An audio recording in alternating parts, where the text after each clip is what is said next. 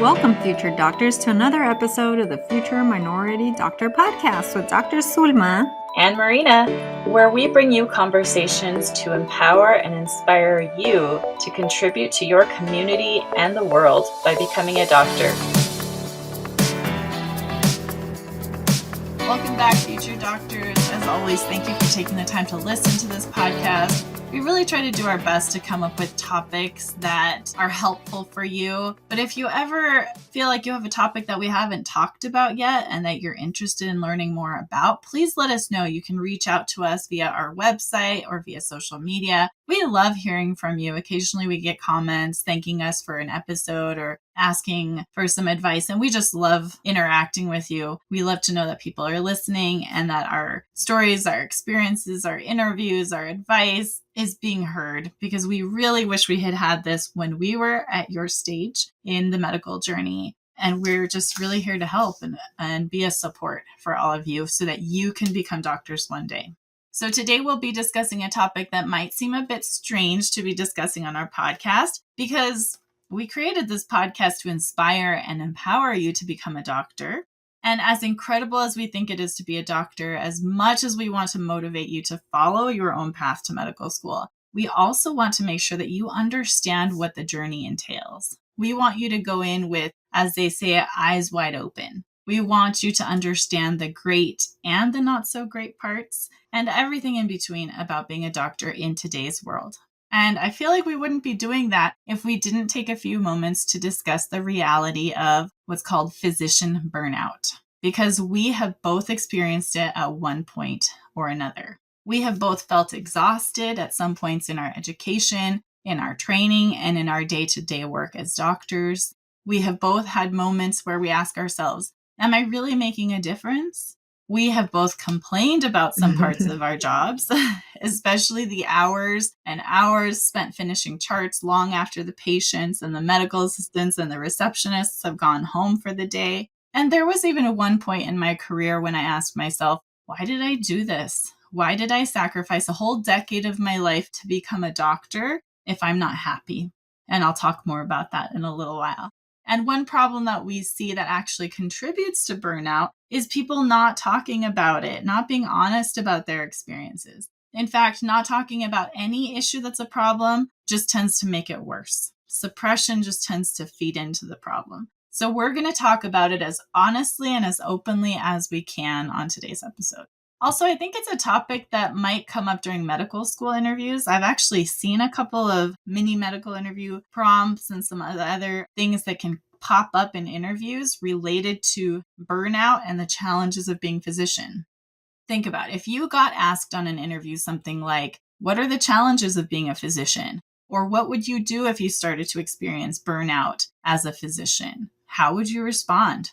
If you have never heard about burnout, or you've never asked the hard questions about your future career, you may not know what to say, or you may have a very naive answer that shows that you don't really understand what you're getting into, at least not completely. Dr. Z, out of curiosity, do you remember ever learning about physician burnout before medical school or even during medical school? No, I don't think, I was trying to think back, but in medical school, no. I feel like in medical school, they focus more on medical student burnout. Mm-hmm. And they start bringing up a little bit of residency burnout because they know you're about to embark this journey where you work a lot of hours, Yeah. but not the actual part of being a physician. Mm-hmm. Yeah. I think I remember taking some surveys in medical school about burnout. And I think they talked about how medical students, the data that they had so far from those surveys showed that medical students come into medical school very idealistic, like wanting to make a difference, very hopeful about the future. And over the course of the 4 years, that optimism and that kind of fire in your belly kind of starts to decrease. So burnout can actually start during medical school. And I would say it can even start before medical school, because I see a lot of premeds that are working really, really hard to get to medical school and already burning themselves out. But I didn't really hear that much about physician burnout in terms of the day-to-day. Like once you're actually a physician, what it's like, what are the challenges? Are physicians always happy with their jobs? I didn't really hear much around that. I knew medical school would be challenging, would require a lot of sacrifice, but I feel like physicians that I worked with didn't really talk openly about it. And I think it'll depend which medical school you go to as well. Some medical schools are more, I think, in tune to the burnout topic and not as much Mhm. others. I think when you and I were there, luckily we had Dr. Moutier there. She's a psychiatrist, and she was very much about medical student burnout and depression and so forth. So I think we had great support in that at that time. But I think it'll vary from school to school. So your experiences may be different from one school to another, but it's important to talk about it. Definitely. So, before we discuss the statistics on burnout or what to do about it, let's clarify exactly what we mean by physician burnout and burnout in general. So, there's a technical definition and then there's a more kind of common sense definition. The common sense definition is that burnout is simply feeling tired, tired enough that you wonder if you can continue, tired enough that you start not to care, tired enough that you question why you even bother, tired enough that you feel like your efforts don't even matter anymore. You feel like you're trying to drive a car without any gasoline left in your tank.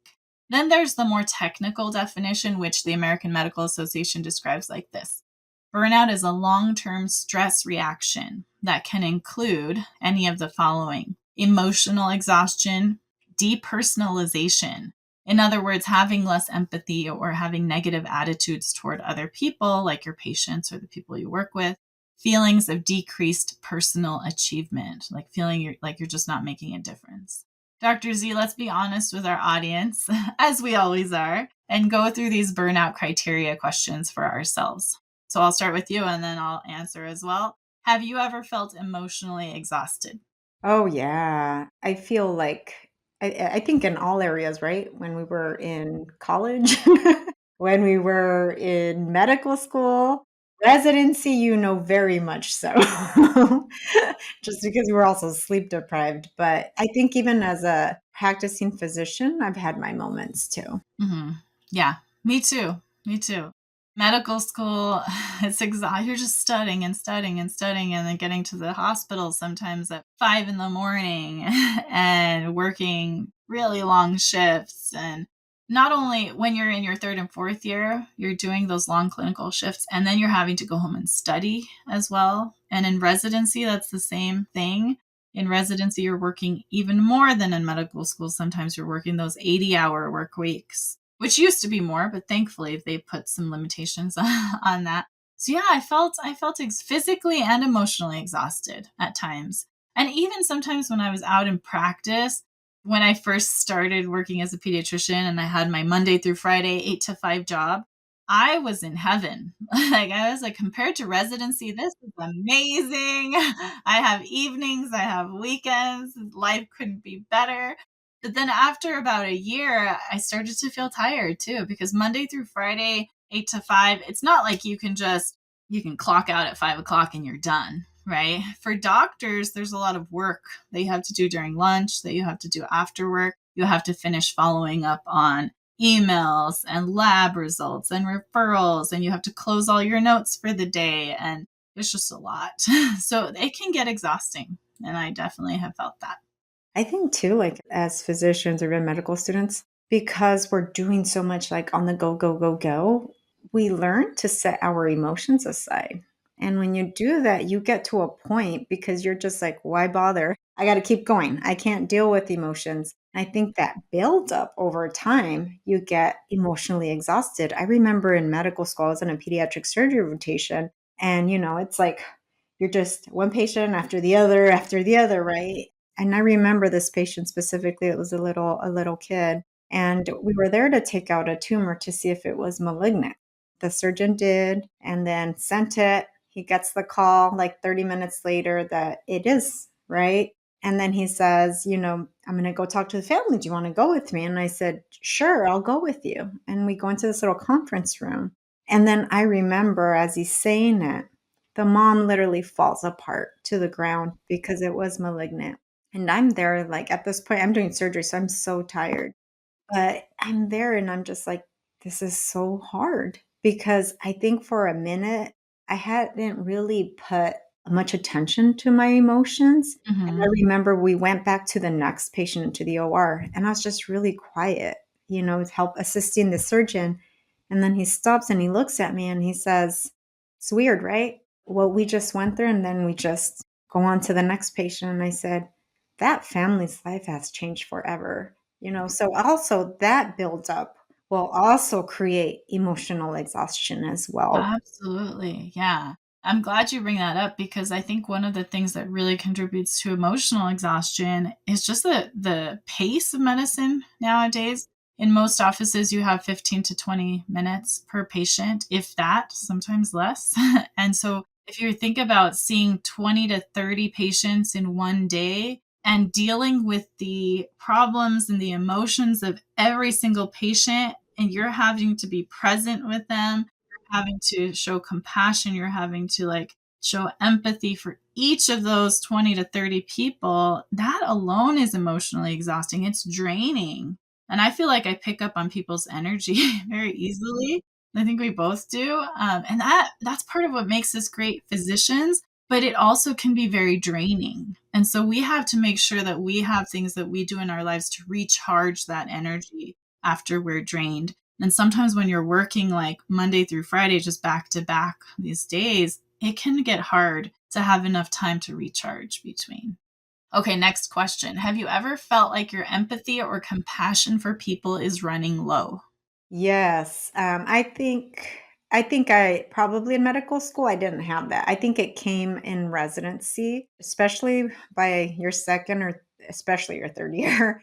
You're working so much that you forget, and this is terrible, but there would be times where a patient can be in some type of pain or whatever, and you're like, "Oh, you'll be fine, just take this." You no longer lost that compassion. And then when you're actually rested and you think about that patient, you're like, "How could I have done that or even thought that to that patient?" Like, if that's what they're really experiencing, that's what they're really experiencing. And now as a practicing doctor, that does happen, right? There's moments, and I try to catch myself because I don't want to be disconnected with the empathy, because the patients that come to you, they come to you because they need you. And to not care for them then really takes away the pleasure and purpose of your work that you do. But does it happen? Yes, and I especially see it happen a lot with psychiatrists and mental health professionals. Yeah, there's even a term for this called compassion fatigue, where, we all go into medicine because we want to help people. But when over and over and over and over again, you're just kind of, in a way, just assaulted with like the needs of other people and trying to meet those needs in a system that is not always designed to optimally meet those needs, then it feels like your compassion can just kind of be drained. And it's not your fault. Like, it's not, there are a lot of systemic problems that are contributing to this, including these like really short visits, right? But I've definitely felt this. I mean, when I worked in urgent care, especially, and I see like 24 patients in like 5 hours. That's a lot. And so you're just like back to back seeing 4 to 5 patients per hour. All of them are like cough, sore throat, fever, cough, sore throat, fever, cough, sore throat, fever. I'm like, oh my gosh, I'm tired of seeing cough. And sometimes I will be brutally honest here. Sometimes when I'm seeing that like 10th cough of the day and I'm about to walk into that room, sometimes my mind is just negative and I'm tired and it's like, I don't care about this cough. The good thing is that when I actually walk into the room and I start talking to them, those thoughts kind of go away. They melt away because this is a person in front of me. And it's hard to be mean to the real person in front of you in a way when you actually see, okay, just because they're the same complaint as the 10 other people I saw before them, for them, this is their first time with this particular problem. And they just need a listening ear. They need compassion. They need a little bit of explanation and reassurance. And so, luckily, actually being face to face with the person helps to melt away some of that negativity. But, I think this is something that a lot of physicians deal with, especially when they're in really busy clinics or they're seeing a lot of the same thing. That can get exhausting. Your compassion meter can kind of just run low. It's a reality. Compassion fatigue is a reality. Next question. Have you ever felt like you're not helping your patients as much as you should or could? Oh, yeah. I think this is very relevant when something bad happens to your patient and then you just kick yourself in the butt, like, how could I have not helped them more, this and that? And we had this conversation recently, unfortunately, with a psychiatrist. She and I were talking about it, and there was a loss of a patient, with suicide. Mm-hmm. And, you just sit there and you think, like, is there anything else I could have done? Did I miss something? But not only with mental health, but even just physical health. I've had it when, we're humans, we're going to miss things, and where a patient ends up hospitalized and you're like, did I miss? Oh my gosh, how could I have not checked that? I should have checked this. So, yeah. Mm-hmm. Yeah, absolutely. We're human, right? Hmm. Not perfect. We do our best.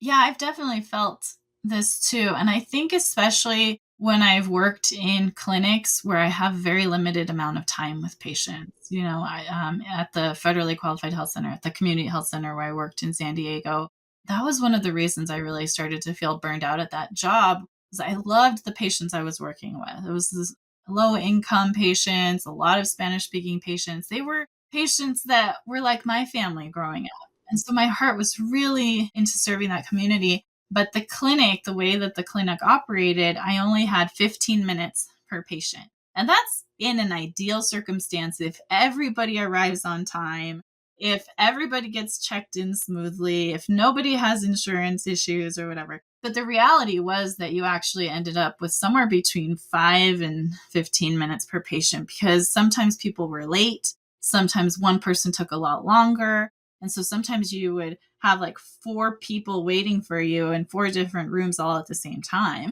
Right. And that can be really stressful. And so because you're short on time and you feel like you're kind of always in a rush or in a rush a lot of the time, you go in and what if the patient has a lot of questions? What if the teenager is feeling suicidal? What if this teenager came from a group home and has like 10 medical conditions and they don't know their medications and you have to try to figure them out and you have to try to send referrals and you have to, you have to try to make do with what you have?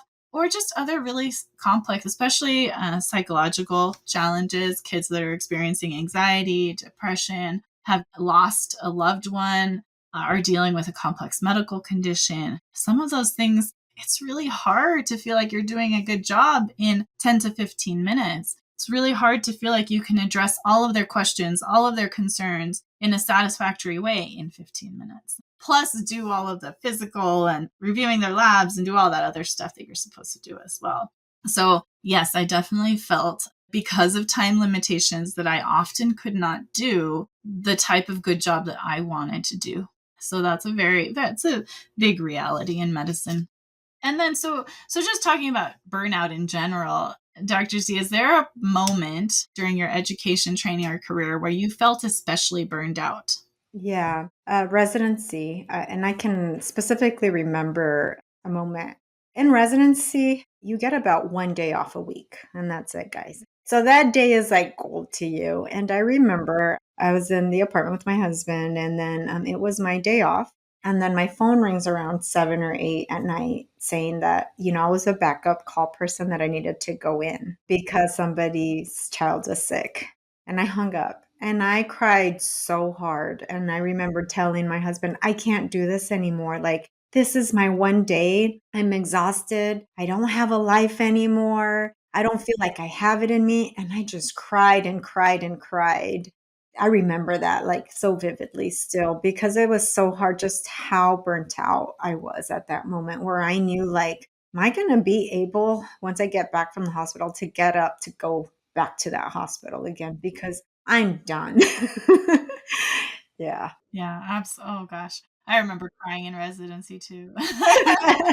There were many times for different reasons, but a lot of it is burnout. When you are physically and emotionally exhausted from the work that you're doing, you have very little reserve to deal with things that happen to you. So I remember one of my pets passed away my intern year, and like you're already exhausted. And so dealing with the emotion of kind of like losing a pet. I remember I was working in the NICU, the neonatal ICU, where we take care of preemie babies. And we were doing like morning rounds, and the attending was at the head of the table. And he asked me a question, and I didn't know the answer. And I was going through this, like having lost my pet the day before, and just trying to kind of suck it up and just be there and do my job because I had to. Right.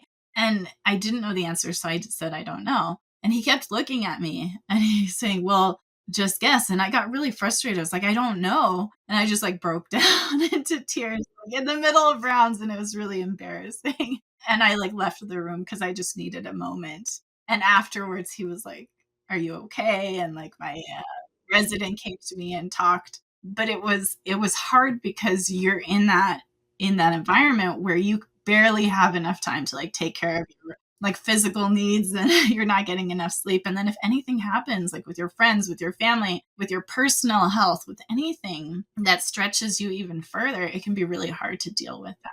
So that's one very memorable experience from my intern year. But there were other moments, of course, that I just had to go home and cried out, like Mhm. just because it was a hard day. It was a stressful day. It was kind of just like releasing the emotions of the day because that's what I needed to do. And I'm sure a lot of people do that. I was not the only one. Residency does also have good parts of it. We don't want to scare you, but there are very difficult parts of it too. They're very difficult, but, residency is needed, so you do become a good doctor. Yeah. And it's amazing how much you learn and you grow and how many people we were able to help too. We both worked in Los Angeles helping communities that we really care about and people who would otherwise not have medical care at those county hospitals. So, as much as they're hard things, they're also really wonderful things. You get to make a difference in the lives of so many people. And that I can agree with. I can remember several occasions where you actually do make a difference. Yeah. For me, burnout probably reached its peak, interestingly. So, when I learned about burnout before, again, I didn't really learn too much about it. I thought, well, maybe, yeah, burnout is a possibility, maybe like 10 years after becoming a doctor. So, I was really surprised when I actually started to experience significant burnout 2 years after being a full fledged physician. So, 2 years after residency, 2 years into working at this community health center in San Diego. And I was really confused by it. There was definitely a time when I was like, what am I doing wrong? Is it something about me? Like, why am I not happy in this job? And so there was a lot of kind of like questioning what's going on? Is it possible that I gave up 10 years of my life to become a physician, to go to medical school, to go to residency, to give up my whole personal life, to sacrifice that time? And now here I am, a pediatrician. Pediatricians are supposed to be happy. What's wrong with me? I'm Mhm. working with kids. I'm helping people. I'm giving back to my community, which is like what I always wanted to do. Why am I not happy? And it really took some reading. It took some like talking to other people.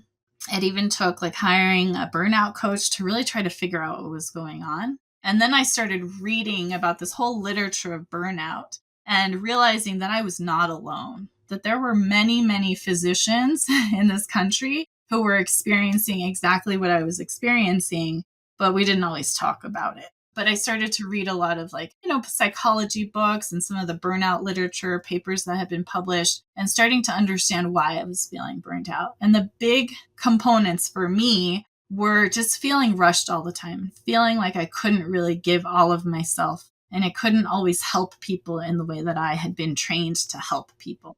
The very idealistic part of me wanted to fix everyone's problems. And within that system, I couldn't do that, right? I was doing as good a job as I could, and my patients loved me, and Mhm. staff really liked me, and I loved the clinic and the people. But still, it just felt like I couldn't, on a day to day basis, I was becoming exhausted and I couldn't do as good of a job as I wanted to do. So I hired a burnout coach, and she was the first one who kind of helped me to realize that, you know what, you're not alone, first of all. And second of all, there are things that you can do about this, right? You don't have to work in this clinic, first of all. Mhm. There are other job opportunities out there. And just because this one is not a good match for you in every way, it doesn't mean that there won't be another job that won't be a better match. So it gave me some hope. And I started to actually, like, I formed a committee at my work to try to investigate burnout, started talking about it as an organization, as a clinic. So I felt like at least I was doing something. But that's really what comes to mind with burnout was that year when I started to feel burned out. And I thought, what is going on? Did I just waste a decade of my life? And the answer, thankfully, is no. I have now found other jobs where I'm much happier. But, don't be surprised if in the future at some point you start to have these experiences and start to have these feelings. Don't feel alone because you're not alone. Yeah. Can I add something, Dr. Marina? I think too, like most residents and medical students, a lot of them wait to have their families too until they're done. And I feel like that was, I think, when I became a practicing physician, a hard time that I had to, again, with burnout was because I had more to care with once I had my son. And it was so hard with everything Dr. Marina said. So you're dealing with that at work, but then you're done with work and then you're on go go go now with your child or children, and you get burned out in those both areas, as a caretaker and doing that. Both of them require a lot of emotion consumption, right? And again, you're putting your own emotions aside. So that was another, but I'm sure we'll talk about more of how you can deal with all of this, because there are ways to deal with it. Initially when you start, you think like, oh my God, what did I do? Am I going to be able to do this? But there's things you can do about it. Definitely. And we will get to that point. So I just want to go over a couple of statistics about burnout among physicians here in the United States. So currently, as of 2023, a whopping 63% of physicians experience symptoms of burnout at least once per week. Now, it doesn't have to be all those three that we talked about, those three symptoms, but at least one or two of them on a weekly basis. So 63%, that's a lot. That's a majority of physicians nowadays. It's also important to note that the rates of burnout have been steadily on the rise over the last few decades. And they actually took a really big jump after the start of the COVID-19 pandemic, because as we know, COVID-19 really strained a lot of our healthcare systems. And it was scary to go to work for many physicians, right? They worried about getting sick.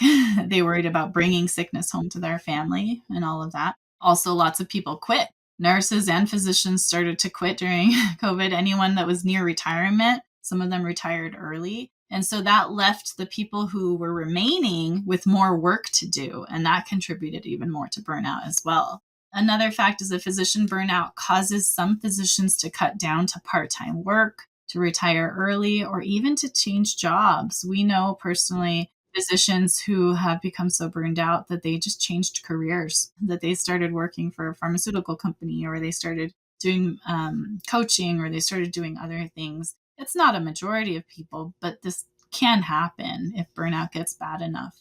Burnout also has some features in common with depression, and it's thought to contribute to higher rates of suicide among physicians compared to the general population. In fact, 300 to 400 physicians die by suicide each year in this country, or approximately one per day. And that's really tragic, because think of all of what they went through to serve other people, and they serve other people, but there's something lacking in, being able to care for themselves. And it gets so bad to the point of considering suicide. So, I mean, that's just really tragic to me that the rate of suicide for physicians is higher than in the general population. You might be wondering, what are the major factors that contribute to physician burnout? And there are a couple of factors, including these. So, time pressure, like we talked about, these 10 to maybe 20-minute visits if you're lucky in a certain type of clinic. Very rarely do you have 30 to 60-minute visits. You have to be in a particular specialty that really warrants that kind of time. But in the vast majority of primary care settings, you're going to have 15 to 20-minute visits. And so that time pressure is one of those things that contributes to physicians feeling burned out. And another related problem is a chaotic environment. I mentioned that sometimes people are late, some people are early. So you could have like 4 people waiting for you all at the same time. And you're like, there's only one of me. What am I supposed to do? It can feel chaotic and it can feel out of control. And at the same time, maybe the nurse is coming up to you and saying, oh, I need you to sign this prior authorization. And the MA is coming up to you and say, you need to order vaccines for this child. And, you have 5 emails to deal with, and you have 20 charts to close, and you have someone calling you, So this all contributes to a chaotic environment, potentially, depending on where you work. Or your support staff calls out sick, and then or they leave and there's no support staff. Exactly.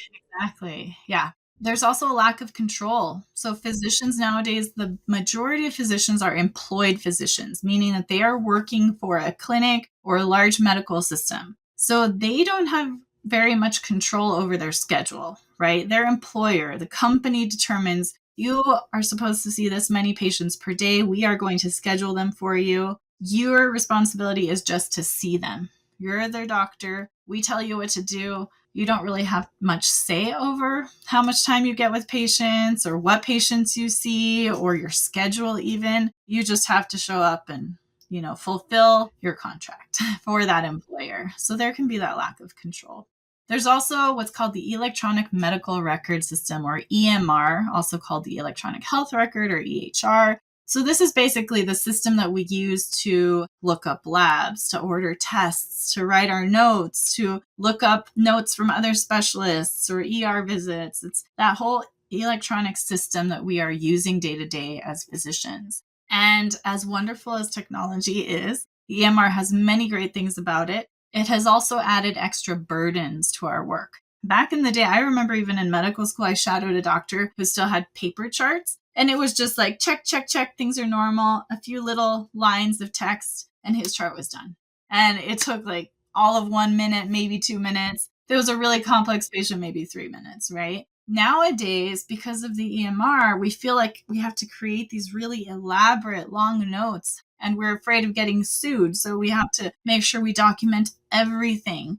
And so it can take a long time to do that. You might have templates and other things, but even then, you have to document carefully, and that documentation takes time. And then also you have to follow up on lab results and on referrals and patient messages that they can send you through their portal. All of those things take time.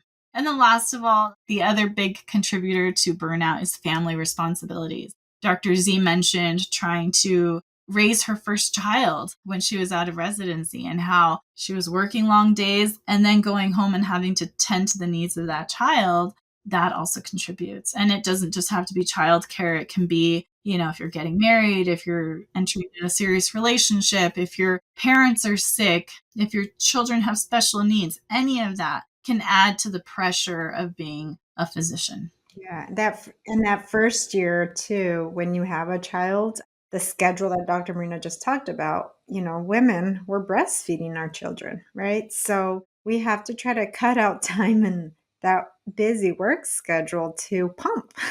And that is, I would say, like that first year that you have a child, it's probably one of the hardest things and stressful things, because it's just you're always behind, and that time your work does give you a slot, but you're so behind that you're usually finishing up with the patient when you were supposed to already be done pumping. So that is also stressful.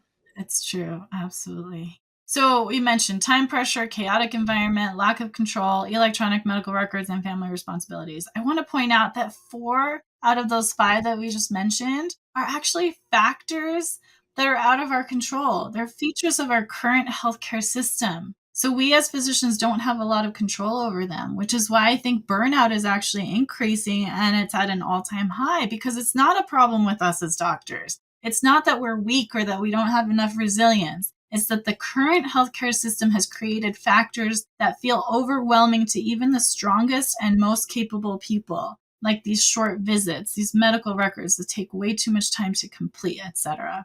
Because a lot of these contributing factors are systemic problems, it's not just our responsibility as doctors and future doctors to find solutions. It will require us all to work together, especially the healthcare system as a whole. It requires leaders, CEOs, chief medical officers, administrators to care about this problem enough that the system starts to change in a way that works for everyone. Now, you might be wondering, okay, so now that I know about physician burnout and I understand why it might happen to any doctor, are there things that I can do to protect myself from it? Even if I can't control the healthcare system, are there things that I can do to protect myself? Or am I just doomed to get burned out, right? No, you're not doomed to get burned out. There really are things you can do to protect yourself from it, even if you can't change the whole healthcare system. So we're going to go over 3 things that you can do. So first of all, learn how to care for yourself now. Not tomorrow, not when you're a physician in 10 years. Learn to care for yourself now. We cannot emphasize this enough. You already know this, but few of you actually do it. You have to eat well. You have to get enough sleep. You have to exercise a few days a week. You have to make a little time for things that rejuvenate you. You have to spend time fostering positive relationships with your family, with your friends. And the more you do these things now, the better off you are going to be in the future and also today. Too many students drive themselves into the ground. I see this happening a lot with premeds. They're competing for good grades and great MCAT scores and the perfect combination of research, clinical, and volunteer experiences. They think, I'll take care of myself when I get to my goal, when I'm finally a doctor, or some people joke and say, I'll sleep when I die, right? I hate to break it to you, but this type of thinking is actually a trap. If you don't learn how to take care of yourself at least a little bit right now, you will not do it when you become a doctor. You will just become the type of doctor that works too much, sleeps too little, and drives themselves into burnout. Would you agree with that, Dr. C? 100%. And I just want to emphasize that habits don't change overnight. Start to develop good habits now so that in the future you can be a doctor who cares for yourself and your patients. In fact, if you practice caring for yourself now, you will have a greater capacity to care for your patients because you yourself are in a good place. If you were sick and in the hospital, would you rather have a doctor who is healthy and happy and well rested? Or would you like to have a doctor who is unhealthy, burned out, and sleep deprived? Who would we want to be caring for ourselves or for our loved ones? So we should strive to be that kind of doctor for other people. If you haven't already, go and listen to our episode on the Student's Guide to Self-Care. We talk about realistic ways to take care of yourself physically and psychologically in ways that do not cost money, but do take practice. Anything to add, Dr. Z? No, I think what you said is, just practicing early on and not waiting later. It's just key because you end up learning how to prioritize yourself. And I think it's once you can realize how things are going to come at you this way, that way, that way. But if you put yourself first, it's just going to make you a better person at work, at home, I think in all of your relationships as well. Exactly. Absolutely.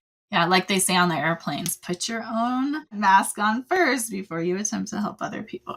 Second tip is learn to slow down and appreciate the present moments. Remember, life is not a race. As they say, life is a journey, not a destination. Have you ever gone on a hike or on a long run or on a long bike ride? What stands out in your memory about that experience? Would it have been the same if you could have just snapped your fingers and skipped to the end? How fun would it be to watch a movie or read a book if you just skipped right to the end and skipped everything in the middle? I remember being a pre-med and calculating the number of years that it was going to take me to become a physician, right? I calculated that I would be 29. If I went straight from college to med school to residency, I would be 29. And I was like, yeah, I'm going to do it before I'm 30, right? It was all this like countdown mentality. I had one big goal and everything in my life was targeted to getting to that goal. But because I was so focused on that future goal, I think I missed some of the little moments and the joy that I could have experienced because I was so focused on the future. And I thought that that future was what was going to bring me happiness, not the things that I was experiencing in that moment or during those years in college and medical school.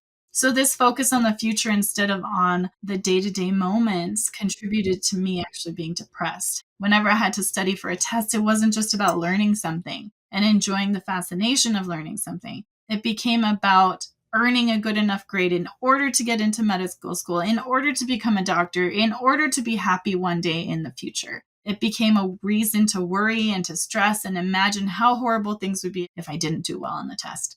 But the funny thing is that if I had just stopped worrying about the future and just focused on learning what was in front of me, I would have done better because more of my brain's energy and my emotional energy would have been devoted to learning that thing instead of worrying about imaginary fears in the future. Does that sound familiar at all to you, Dr. Z? Yeah, as you're talking about this, I remembered a quote that I was reading a book and then I saw this quote and I took a picture of it. And it actually resonates with this. I looked it up right now on my phone.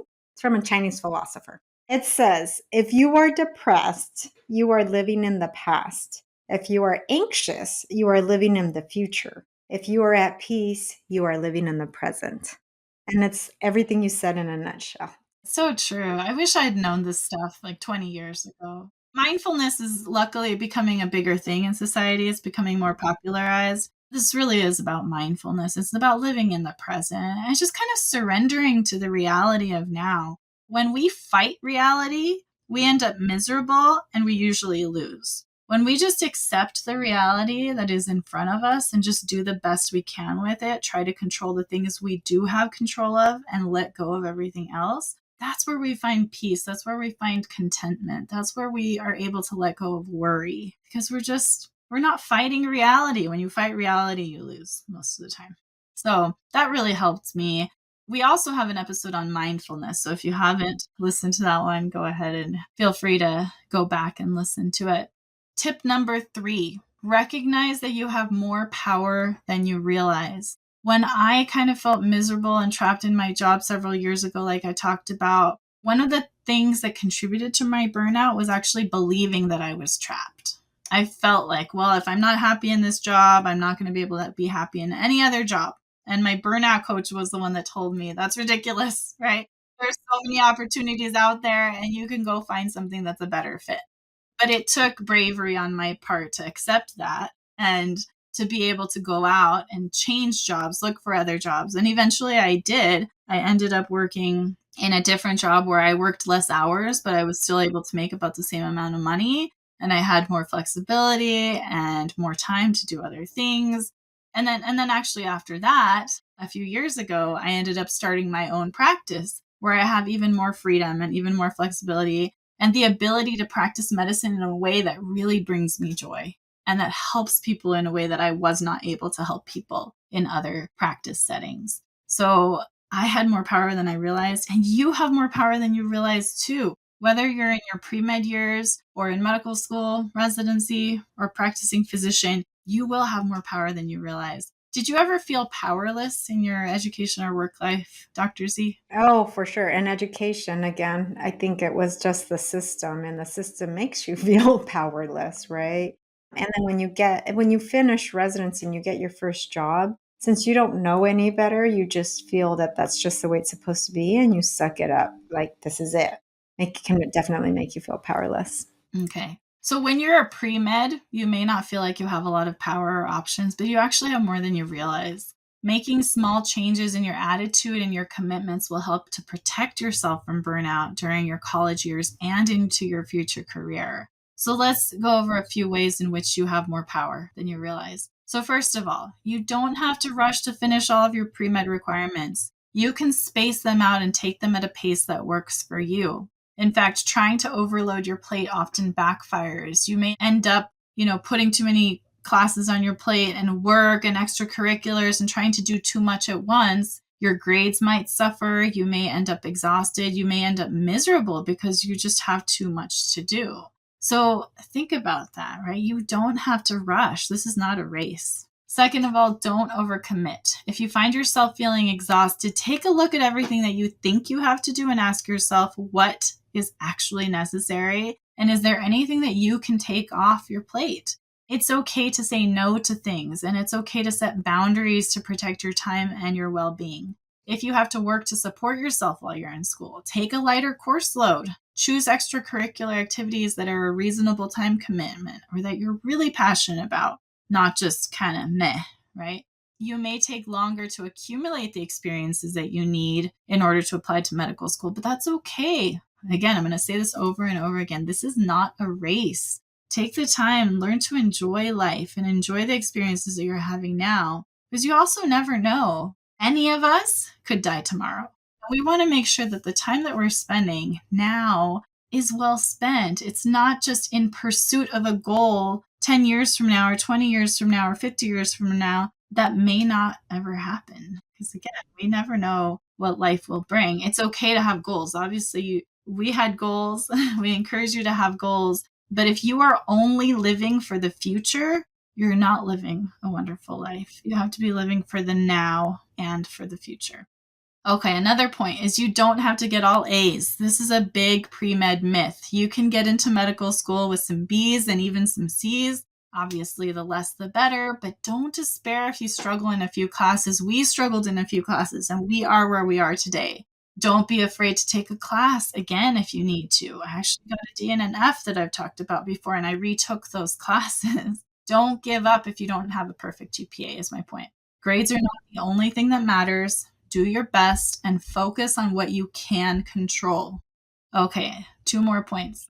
You don't have to apply to medical school your senior year of college. It's okay to take a gap year. In fact, most applicants nowadays take at least one gap year in order to gain more experiences, save money, take a break from school, and overall just be better prepared for medical school. Again, I will continue to say this. This is not a race. The sooner you accept that, the happier you will be on this journey. I worked with a premed mentee a year ago who was just so dead set on applying to medical school right out of college. And she was making herself miserable. She was starting to get depressed because she was putting so much pressure on herself that I have to get everything in. I have to take all my pre-med classes. I have to take the MCAT. I have to get more clinical experience. I have to get more shadowing. I have to do all these things by this time in order to apply by a certain time. And I tried to tell her, hey, like, you don't have to be miserable. This is a choice in part. I mean, things are going to be hard. But you do have more of a choice than you realize you have. And she didn't want to accept that. I think that she made it harder for herself than it had to be. And it was hard for me to just try to tell her that's like, look, part of this is optional. You don't have to put all this pressure on yourself. And sometimes people are ready to accept that. And sometimes they're, and that's okay, right? Everybody learns in their own way, and that's okay. Last point, resist the hyper-competitive pre-med culture. Just because other people are acting like it's a race, just because another student has 3 research publications, another one is bragging about their GPA or MCAT, another one is planning to apply to 40 schools, you do not have to participate in that competition. The competition that they think they are in is an illusion. And if you buy into that illusion, you will feed into your burnout. Competition encourages comparison and self-doubt and imposter syndrome and all these other negative things. And you don't need that in your life. Let them do their thing and you do what feels right for you. I can't emphasize that enough. I fed into that. I bought into that when I was a pre-med, and I wish I hadn't, because it really just made the journey harder. What about you? What do you think, Dr. Z? Yeah, essentially what you said, you do you. And one thing I would add to this is, compared to when Dr. Marina and I were applying, you guys have an extra pressure of social media. And you're going to have a lot of website, a lot of social media groups and so forth. If you're getting a lot of this, bragging, I'm doing this, I'm doing that, and you start feeling that pressure in your chest or a little bit of anxiety, just remove yourself from it. Don't follow it. Don't check up on it, because that's not what you need. Because nowadays with social media, it's so easy to get sucked into that. That's what I'm supposed to look like. That's what I'm supposed to be doing. So it's really important that nowadays, you guys really have to monitor what you guys are seeing and looking at on social media, because that is a huge pressure and it's driving a lot of anxiety and depression in a lot of youth and young adults as well. So please make that effort as well. And I am actually a very, very strong supporter of taking time off in between college and medical school. And I say this, I did it, but I also say it because I've gone through the whole process, right? And I can tell you, I am so grateful that I took that time off. Like, if I could go back in time and be a younger doctor, no, I wouldn't have changed it. I think everything, the way it worked out, was good. So you do you. Everybody's life experience process is different, but take that year or 2 or 3 that if you need to. Go for it. Yes, I agree. Absolutely. So remember, a few things that you can do. You can't change the whole system, but you can do a couple of things to help stave off burnout now and in the future. 1, learn how to take care of yourself now. 2, learn how to slow down and appreciate the present moments instead of worrying about an imaginary future. And 3, recognize that you have more power than you realize to choose your attitude, your time commitments, and your timeline for becoming a doctor. That is all we have for you today. Thank you so much for listening, and we hope you keep listening. Let us know if there are topics you would like us to discuss in the future. We love hearing from you. And wherever you are on your medical journey, keep on going. You've got this. Peace and love, everyone.